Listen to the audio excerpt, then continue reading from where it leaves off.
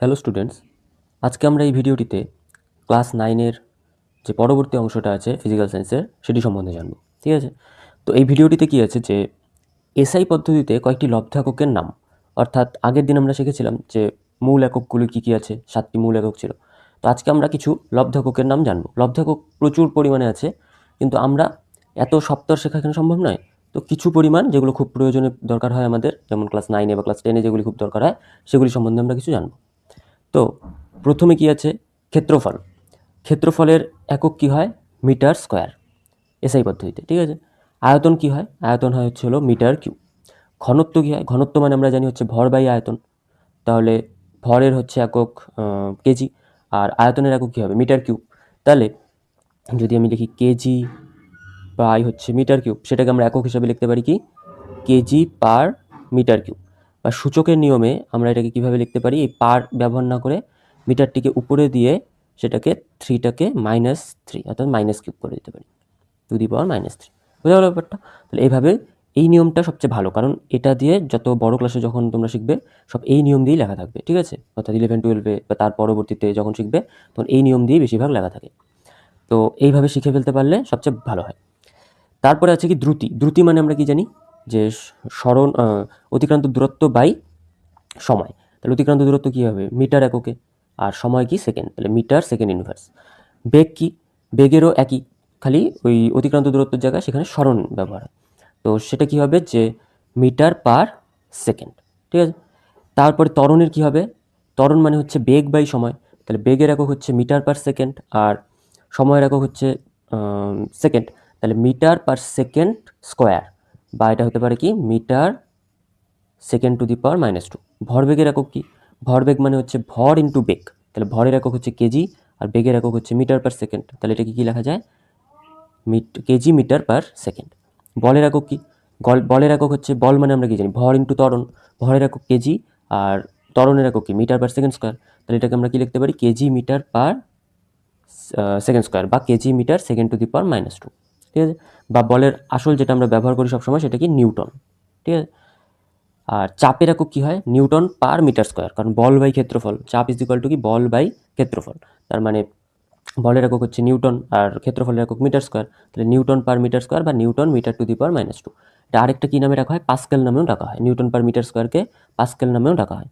কার্য বা শক্তির একক কি? কার্য বা শক্তির একক হচ্ছে হলো নিউটন মিটার বা জুল।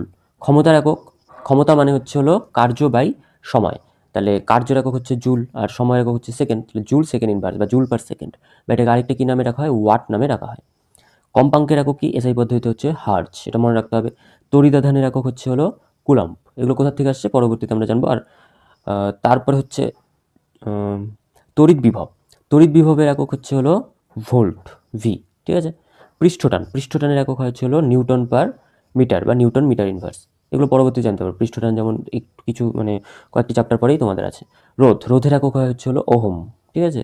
গারত্ব, গারত্বের একক হচ্ছে মোল মিটার টু দি পাওয়ার -3। ঠিক আছে? বা মোল পার মিটার কিউব। তারপরে আছে যে মেট্রিক পদ্ধতি কি? মেট্রিক পদ্ধতিতে হলো, পদ্ধতি মানে কি বোঝায়? যে সিজিএস ও এসআই পদ্ধতিকে একত্রে মেট্রিক পদ্ধতি বলা হয়। কারণ কি মেট্রিক পদ্ধতি বলার কারণ কি? এই পদ্ধতিতে কোনো একক তার ঠিক ছোট এককের 10 গুণ বা তার ঠিক আগের বড় এককের 10 ভাগের 1 ভাগ হয়। অর্থাৎ এই পদ্ধতিতে মানে যদি আমরা দেখি যে এই পদ্ধতির সুবিধাগুলো কি? সুবিধাগুলো হচ্ছে যে এই পদ্ধতিতে এক একক থেকে অন্য এককে যেতে শুধুমাত্র দশমিক বিন্দুর ওই পরিবর্তন করলেই হয়ে যায়। আর ওই মানে গুণ ভাগ করতে আলাদা করে গুণ ভাগ করার প্রয়োজন পড়ে না। দশমিক বিন্দুর যদি স্থান পরিবর্তন করি তাহলেই হয়ে যায়। যেমন যদি আমরা দেখি যে 659.32 মিটার, এটা থেকে আমরা যদি কিমিতে যেতে চাই তাহলে কী করব? 3 ঘর আগে, অর্থাৎ 1000 দিয়ে ভাগ করলেই, 1000 দিয়ে ভাগ করা মানে কি? দশমিক বিন্দু 3 ঘর আগে চলে আসবে। তাহলে 3 ঘর আগে চলে এসে কী হয়ে যেতে পারে? কিমি হয়ে যাবে। তারপরে যদি এটাকেই আবার এইখান থেকে যদি আরও 2 ঘর পিছনে নিয়ে যাই, তার মানে 100 দিয়ে গুণ হয়ে যাচ্ছে।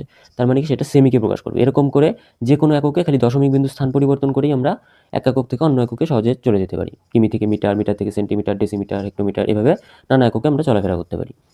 2 নম্বর সুবিধা কি? এই পদ্ধতিতে আয়তন ও ভরের মধ্যে সুবিধাজনক কিছু সম্পর্ক রয়েছে।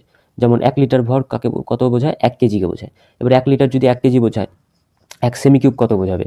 কারণ 1 লিটার মানে হচ্ছে 1000 সেমি কিউব। এটা আবার কি? ওই লিটার হচ্ছে আয়তনের একক, সেমি কিউব হচ্ছে হলো দৈর্ঘ্যের একক। সেটা আবার কার সাথে সমান বোঝায়? 1000 মিলিলিটারের সঙ্গে সমান বোঝায়। এবার 1000 মিলিলিটার, এবার 1 কেজি কি 1000 গ্রামকে বোঝায়। তার মানে কি বোঝা যাচ্ছে? যে 1 সেন্টিমিটার কিউব সমান হচ্ছে 1 মিলিলিটার সমান 1 গ্রামকে বোঝানো যাচ্ছে। বোঝা গেল ব্যাপারটা? অর্থাৎ নিজেদের মধ্যেই একটা সুন্দর সম্পর্ক তৈরি হয়ে যায়। কোনো এককের সঙ্গে ডেসি, সেন্টি বা কিলো যোগ ইত্যাদি যোগ করে যথাক্রমে ছোট ও বড় একক প্রকাশ করা যায়। ঠিক আছে? অর্থাৎ ছোট একক, বড় একক প্রকাশ করতে কিলো, হেক্টর, ডেকা, সেন্টি, ডেসি এগুলো ব্যবহার করলেই আরামসে ওই বিভিন্ন পদ্ধতিগুলো মানে ওই একেকটা পদ্ধতিতে বড় একক বা ছোট একককে প্রকাশ করার জন্য কিলো, হেক্টর, ডেকা এগুলো প্রয়োগ করলেই হয়ে যায়। তো এগুলি হচ্ছে মেট্রিক পদ্ধতির সুবিধা, যেগুলো দিয়ে আমরা বিভিন্ন একক পদ্ধতি বা একককে মাপি। আমরা দৈনন্দিন জীবনে এগুলোই ব্যবহার, যেমন কিলো, লিটার, তেল কিনতে গেলে দোকানে তেল কিনতে গেলে লিটার, মিলিলিটার এগুলো ব্যবহার করি, বা দুধ কেনার সময় লিটারে কিনি, বা হচ্ছে ওই কী বলে কোনো কিছু চাল ঠাল কিনতে হলে কেজিতে কিনি, গ্রামে কিনি। তো এগুলো কী হয়? এই মেট্রিক পদ্ধতি দিয়ে আমরা দৈনন্দিন জীবনে এগুলো আমাদের খুব সুবিধা হয়। ঠিক আছে? তো এই ভিডিওটি এইটুকুই ছিল। আমি ছোটো ছোটো ভিডিও বানাচ্ছি পুরো চ্যাপ্টারটা, তাহলে তোমাদেরও মনে রাখতে সুবিধা হবে। ঠিক আছে? যদি ভিডিওটি ভালো লেগে থাকে লাইক করে দিও আর চ্যানেলটি সাবস্ক্রাইব করে দিও। ঠিক আছে?